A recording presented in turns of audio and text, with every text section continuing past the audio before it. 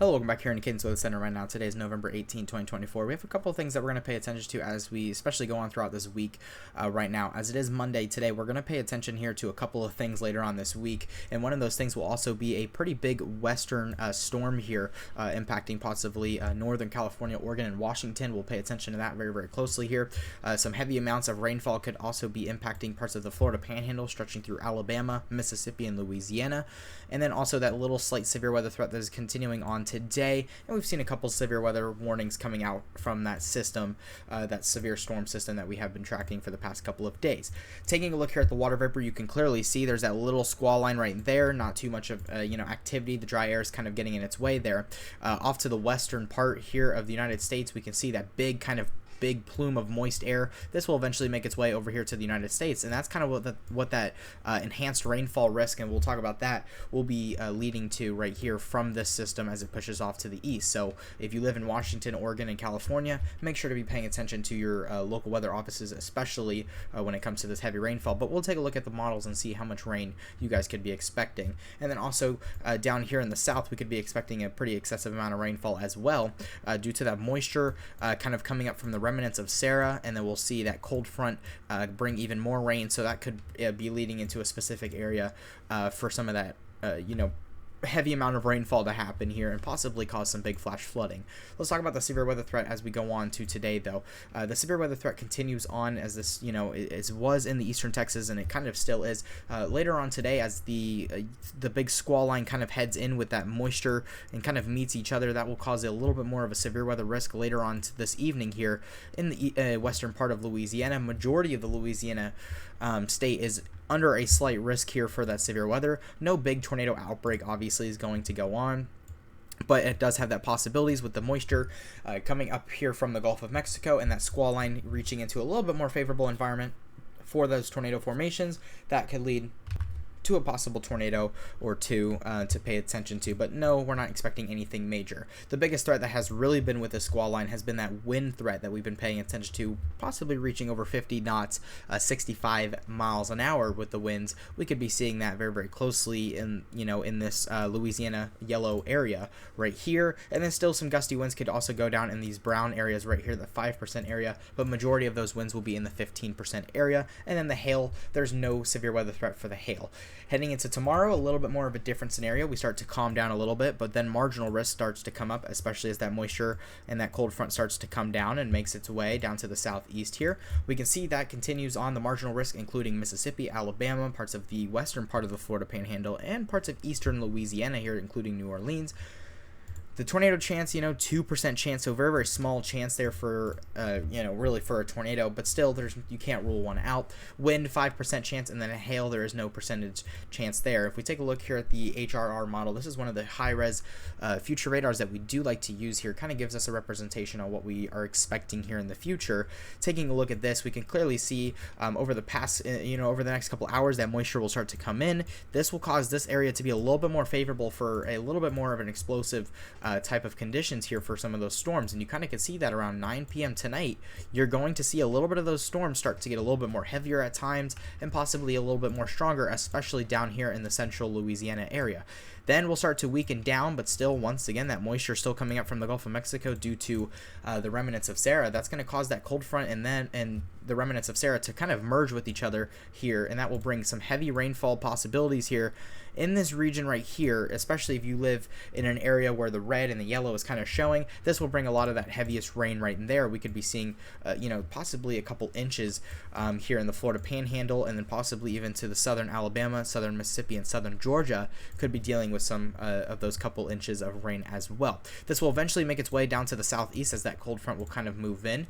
Once this is all down here and the cold front's right here, these temperatures will start to cool down on this side of the cold front. This one will start to keep those temperatures obviously warm until the cold front passes, but will bring a pretty good amount of rainfall, and you kind of can see that here. November 20th here on 1 a.m. we could see some of that rain still continuing on. Majority of the rain, according to this model run, though, stays off the coast of Florida. That will be good news here for the west coast of Florida and the central part of Florida. Majority of that heaviest rain starts, kind of stays off the coast. So that's good news here because you definitely don't need it right now with that heaviest part of rain. But still, we'll bring in some heavy amounts of rainfall here on November 20th. So on Wednesday, we'll be seeing that heavy rainfall kind of continue on in the central Florida. And then eventually heading into Wednesday night, this will eventually push its way off. And then we won't have to be paying attention to that. But as that cold front kind of comes down, once you get past that rain, that's when the cooler temperatures start to come down, and that will be great if you live in the southeast.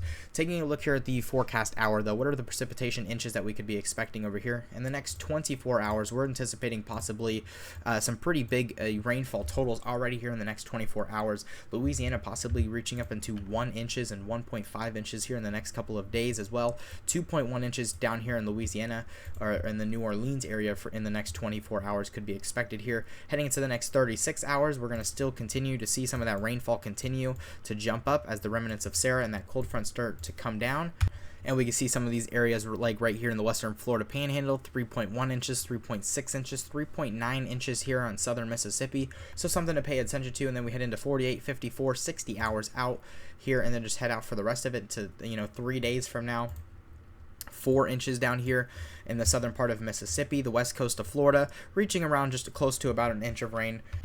So this mostly will be a big threat here when it comes to the northern part of the Gulf here into the Louisiana, stretching into Mississippi, Alabama, and the Florida Panhandle. This will be a big rain threat for you guys here on the day of tomorrow and heading into Wednesday as well.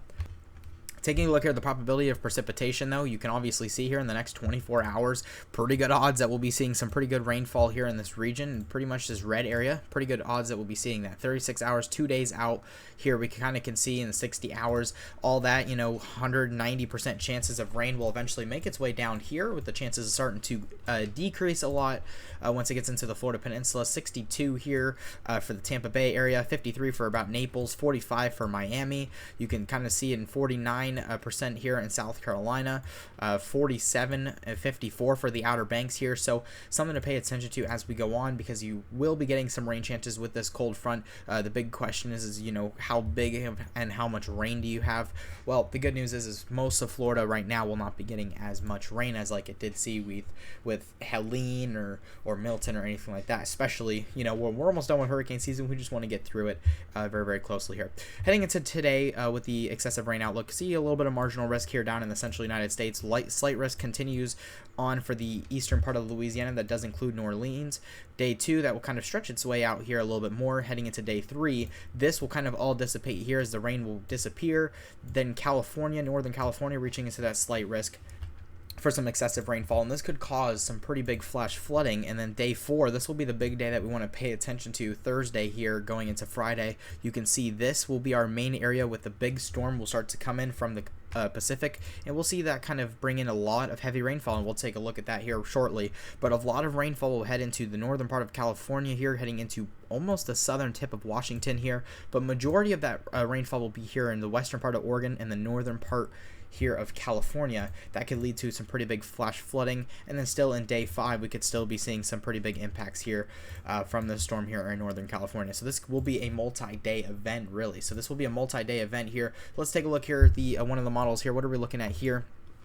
Over here in the next couple of hours, we're already still seeing some snow kind of heading over here in the Midwest and the Northwest. We're seeing a lot of that going on right now. There's that, low pressure right over there over kind of Iowa that will eventually make its way out. There's that moisture, but you take a look here, a high pressure is trying to build in right here. That will kind of leave it a little bit more that will push its way off to the east. That will cause this area to not get a lot of rain here, but then we'll see this, that big western, the big storm that's off to the west here of Oregon and California. This is the, we see this at this time of the year, but very, very strong storm here. A lot of rainfall is sitting in this band right here that will eventually make its way onshore here, and we'll see that kind of head in right here. And this is, as of the 12Z model run exactly, but this is 10 p.m. here.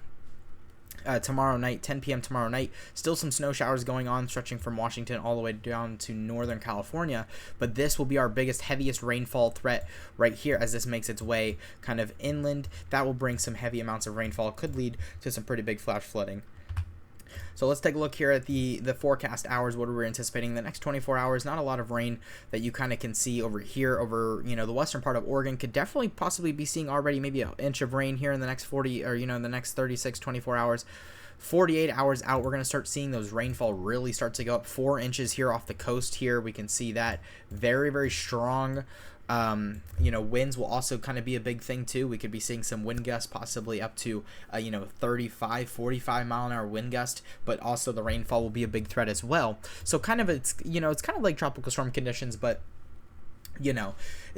obviously it's not a tropical storm, it's not anything like that, but it's going to bring heavy amounts of rain with some gusty winds as with it. So it's kind of like a tropical system, but don't worry about it having a tropical system, but definitely treat it like it is a tropical system, because we're going to be seeing a lot of rainfall, a lot of winds that could be possibly picking up, like especially here in the southern part, the southwestern part, the most southern part here of Oregon, possibly reaching 7 inches of rain, possibly 8 inches of rain in some areas, and this will obviously be locally, it could be possibly higher.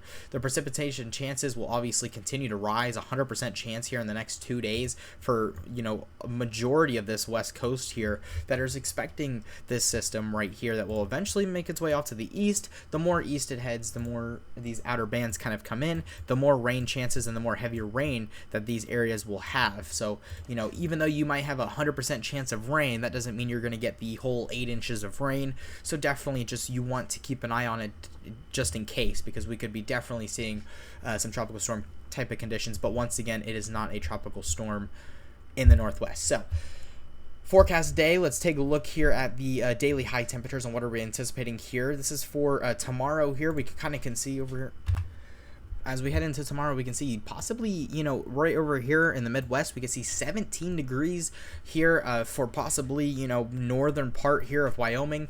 We could also be seeing 35 degrees, so pretty close to freezing temperatures down here in Montana, as well as Idaho, continuing on in Nevada and parts of Utah. Heading down to, where the south, is, we're seeing 78, 79, 84 in Florida, 85, 86 in the southern part of Texas.